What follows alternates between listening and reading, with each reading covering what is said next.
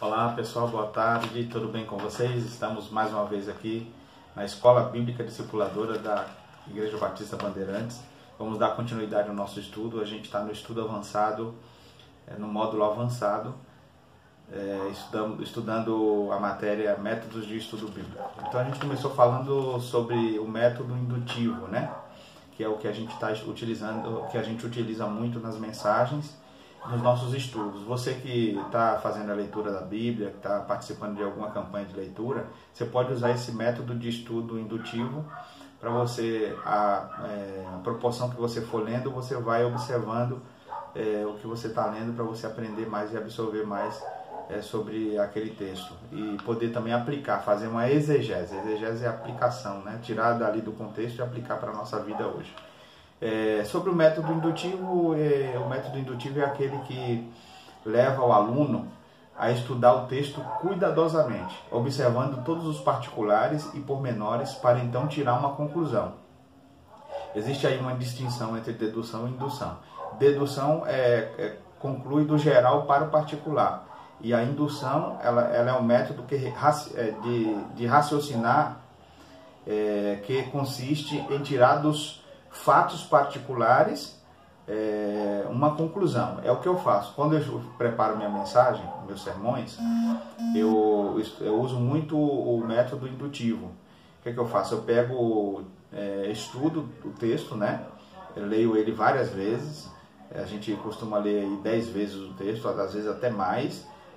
A gente lê tanto o texto que faz com que o texto ele faça parte de nós, né? A gente mergulha no texto. Então eu faço muito isso. Eu observo muito, leio bastante e tiro dos fatos particulares uma conclusão, né? Em poucas palavras, na indução a gente observa primeiro e depois conclui. Na dedução concluímos primeiro, depois observamos. Eu gosto muito, quem prega expositivamente, o que é pregação expositiva, para quem não sabe, é você expor o texto bíblico, sem tirar nada de fora, nada externo, né? A gente que faz pregação expositiva, eu gosto muito da pregação expositiva, porque a gente não foge do texto proposto. Se a gente vai pregar no Salmo 23, a gente usa o texto do Salmo 23 para expor aquilo que Deus quer falar para o povo. E a gente que faz pregação expositiva, a gente usa muito o método de indução, o método indutivo, porque a gente vai estudando, né, o texto, observando ali os pormenores, todos os particulares e pormenores, para então a gente tirar uma conclusão. A gente vai colocando a observação nas nossas anotações. A indução vai das partes para o todo, enquanto que a dedução vai do todo para as partes. Ok. Observação é um elemento que a gente faz muito quando a gente lê a Bíblia. Se você está lendo a Bíblia, você precisa observar aquilo que você está lendo. Através da observação, a gente vai entender um pouco sobre o que o texto está querendo dizer, né? Está querendo nos informar. Se a gente não observar, porque existem muitas coisas que a gente passa por cima quando a gente lê, faz uma leitura dinâmica. No texto bíblico, você não pode fazer leitura dinâmica. O texto bíblico você tem que se esmerar em ler, né? Estudar bastante, ler bastante, várias vezes para poder entender. Então, a observação é um dos elementos que faz parte da indução, né? Qual que é a definição de observação? Exame completo e cuidadoso. Dá atenção completa ao que se está vendo. Está mentalmente alerta e concentrado naquilo que está vendo. É isso que nós fazemos. Temos que estar, quando a gente está fazendo estudo, a gente tem que estar concentrado naquilo que a gente está vendo. Só uma coisa interessante sobre indução, para a gente fixar aqui, o método indutivo, né? Sobre a indução. A indução é um método científico que determina-se o alvo, coleta-se informações, classifica-se as informações, chega-se à teoria ou hipótese, faz-se inúmeras experiências, declare-se lei ou fato. Interessante isso, né? Na dedução, você vai determinar o alvo, né? coletar essas informações, vai classificar essas informações, né? Você vai chegar à teoria, né, sobre, por exemplo, o Salmo 23 fala, vamos colocar aqui o alvo, é a gente colocar um tema nesse texto, né? Deus, ele supre todas as nossas necessidades. Então, o sumo pastor, se eu colocar o sumo pastor como tema, é o alvo. Meu alvo é mostrar para as pessoas que Deus é o sumo pastor, nosso sumo pastor. A gente vai coletar todas as informações, vai classificar essas informações, vai chegar-se à teoria, a hipótese de que a teoria de que Deus é o sumo pastor, a partir daquele texto ali. A gente vai fazer inúmeras experiências, né? E declarar lei ou fato. Só voltando aqui à observação, que é o exame completo e cuidadoso, né? Da atenção completa ao que está vendo, está mentalmente alerta e concentrado naquilo que está vendo. Propósito, qual que é o propósito? Fazer com que o estudante fique permeado com o conteúdo da passagem, o que eu falei para vocês, né? Que a gente fica permeado com o conteúdo da passagem.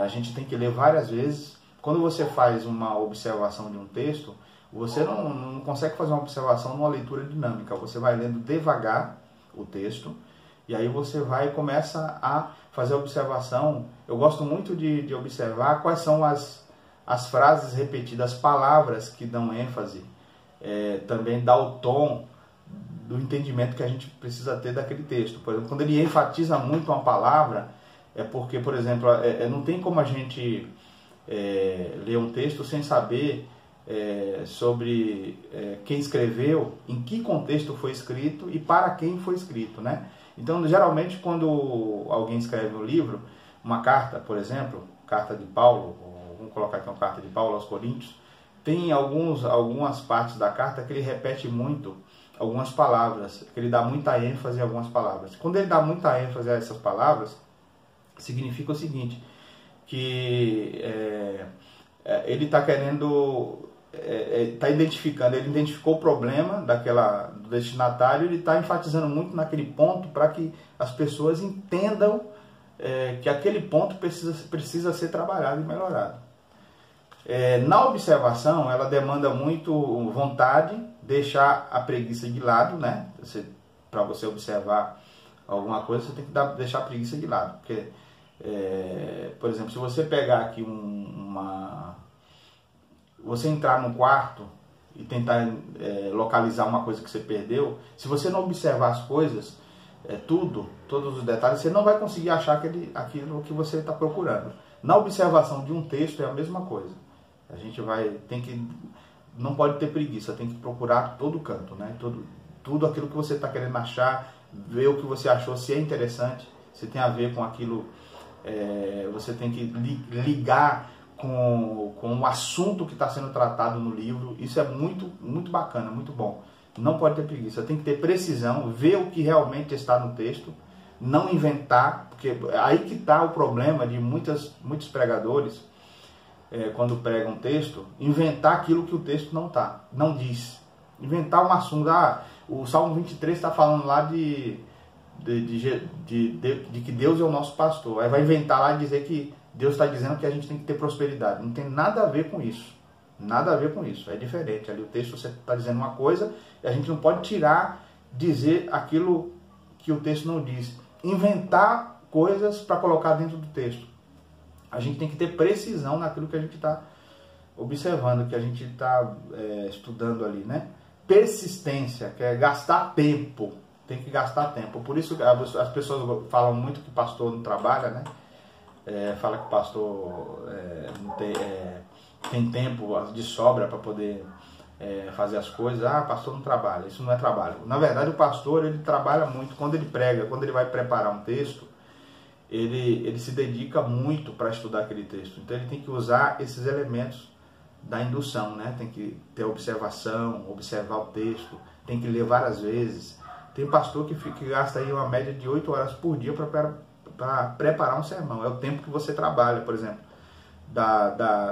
Tem pastor aí que entra no seu gabinete pastoral 8 horas da manhã e sai só às 17 horas, de tanto estudo que ele faz. Por isso que tem muita pregação que é uma bênção, que você vê que que o pastor estudou, se dedicou, né? Ele precisa ter persistência, ele precisa ter precisão, ele precisa ter vontade. Então isso não só o pastor, mas quem está estudando a Bíblia. Você que acha a Bíblia um pouco confusa e tem dificuldade de entender a Bíblia, se você usar esse método indutivo e usar esse elemento da observação, você vai perceber que não é tão simples assim. Que a gente que se dedica a estudar a Bíblia para poder fazer uma exposição de um sermão, de uma pregação, a gente gasta um tempo, a gente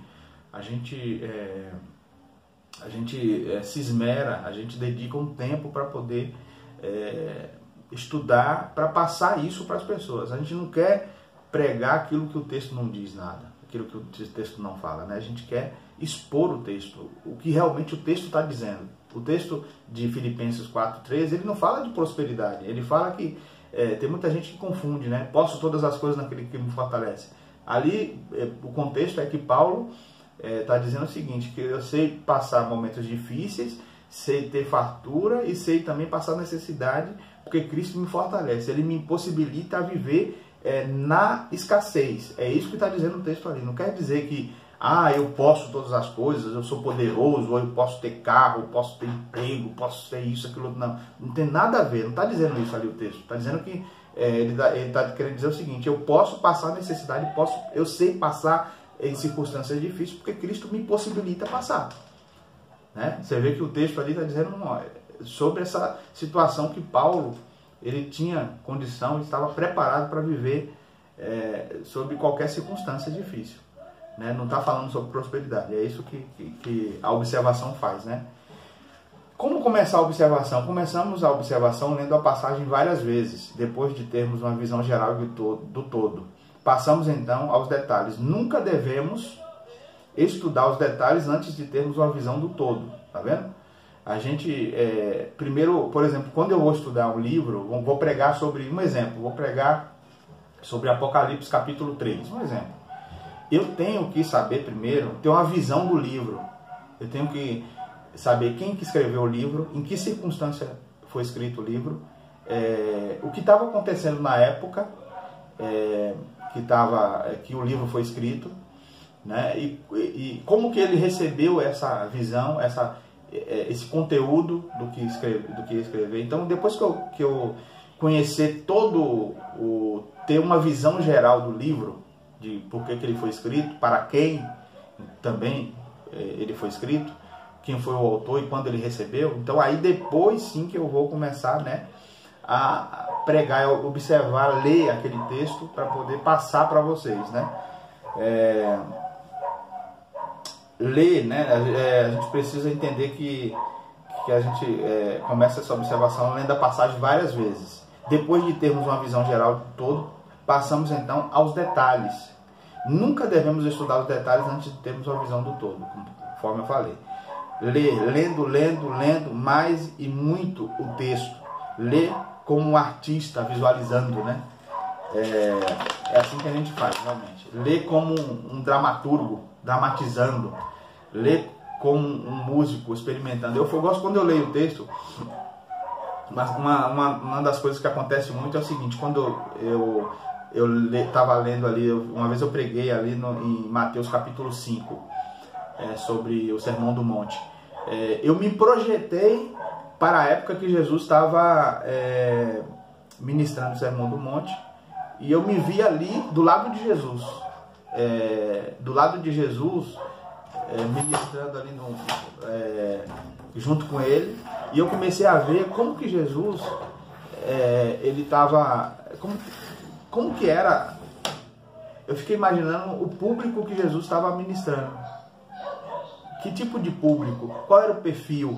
Eu dramatizei muito. Eu começava a mergulhar em todo aquele cenário, me inserir naquele cenário e ver a necessidade do povo, sabe? O contexto, né? As pessoas, a dificuldade que as pessoas tinham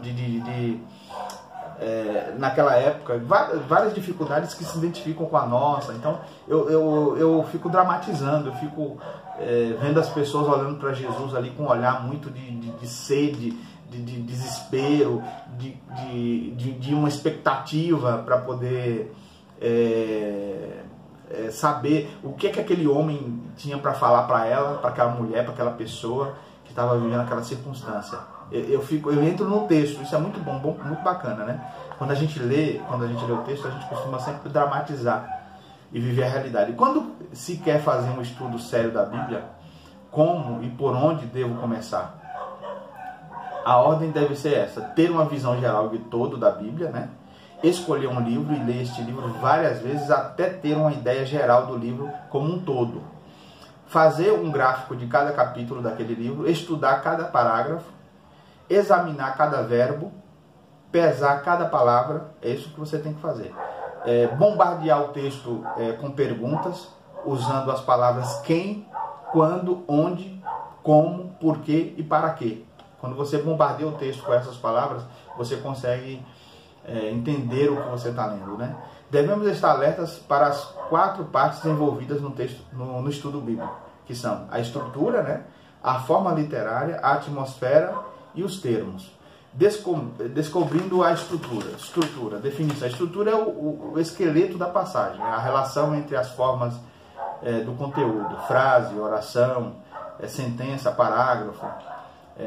Então a gente vai parar por aqui agora, e aí na próxima semana a gente vai falar sobre essa questão de como a gente descobre a estrutura de um texto que a gente está estudando, tá bom? Então eu quero desejar aí um bom domingo para vocês. Logo mais daqui a pouco a gente vai ter o culto, celebração do culto ao Senhor. Eu quero convidar você para estar junto conosco. Que Deus te abençoe, te dê uma boa tarde e até mais, estaremos juntos. A semana que vem a gente continua com o estudo aqui da Escola Bíblica Discipuladora. A gente vai fazer em média de 15 a 20 minutos aí, mais ou menos, entre 15 e 20 minutos, para não ficar muito cansativo, porque é muita informação, tá bom? Deus abençoe e até mais.